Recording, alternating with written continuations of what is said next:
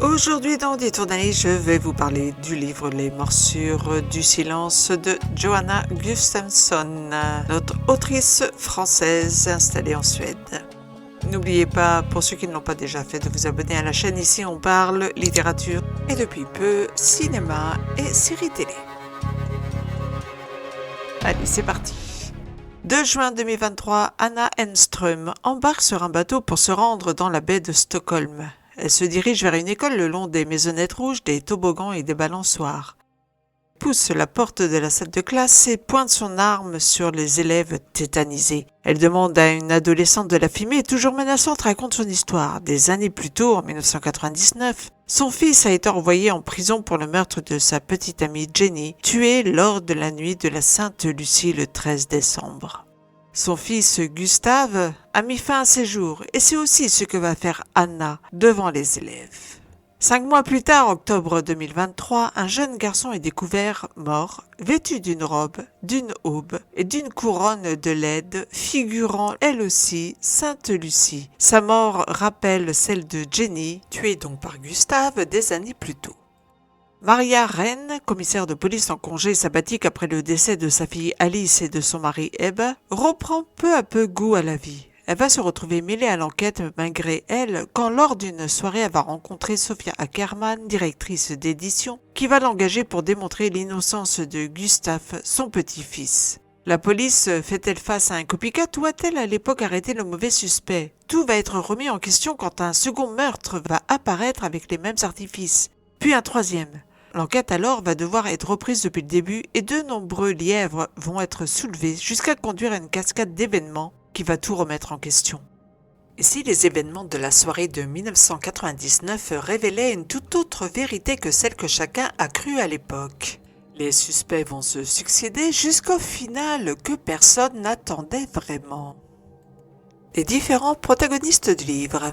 On retrouve également aux côtés de Maja Renn, l'héroïne de Gustafsson, Alexander Storm, coach de foot et commissaire de Arboren, qui va se faire aider par Maja pour remonter la trace du suspect. Il y a aussi de loin Siv Nord, la commissaire divisionnaire, Christian, l'ami de Maja qu'elle a connu à Interpol et qui ici va surtout lui servir d'épaule, de béquille donc pour son chagrin concernant la mort de son mari et de sa fille. Il y aura aussi Birgitta, la femme d'Alexander, qui est la communicante de la maire de la ville.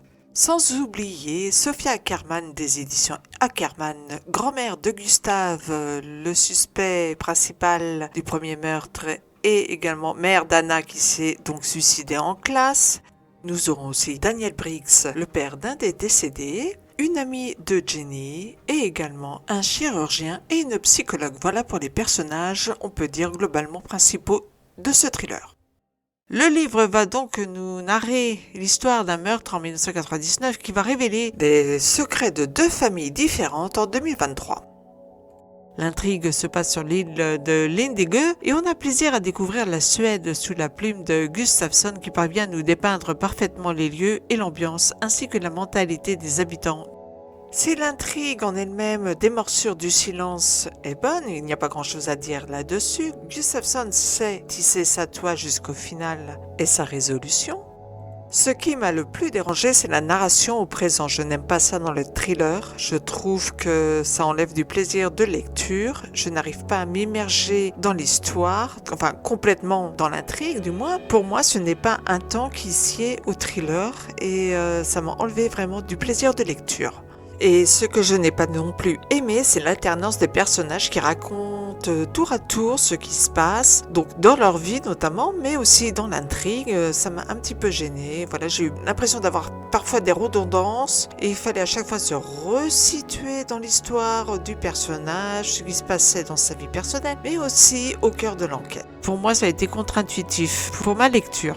Vous l'aurez donc compris, j'ai adhéré à l'intrigue, aux différents suspects proposés, aux histoires de chacun, à tout ce qui a trait bien sûr à la Suède, à l'environnement, à la société suédoise. On a d'ailleurs l'impression d'être vraiment à l'intérieur de ce village de Lindegö. Vraiment pour moi, ce qui a pêché, c'est donc l'utilisation du temps présent et l'alternance des personnages principaux qui racontent chacun en fait l'histoire. Conclusion. J'avais beaucoup aimé son précédent roman qui était L'île de Yule, que j'avais chroniqué d'ailleurs sur la chaîne, je vous mets le lien en barre de description. J'ai été un petit peu donc déçue par celui-ci, c'est bien dommage.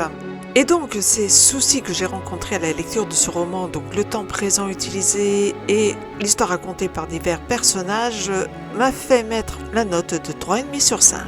Dites-moi vous en commentaire si vous avez lu le livre, ce que vous en avez pensé. Après tout, vous avez peut-être une autre critique à faire ou au contraire vous avez adoré ce livre. Et moi je vous retrouve bientôt sur la chaîne pour une nouvelle critique ciné, série ou littéraire. À bientôt, ciao. Autour d'un livre, critiques qui font rêver, portraits d'écrivains, des histoires à partager.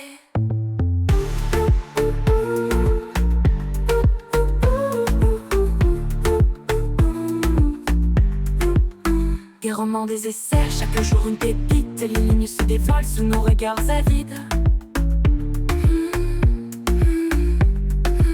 Connectés à l'instant, à chaque nouveau livre, des mondes s'ouvrent à nous, des souvenirs qui vibrent.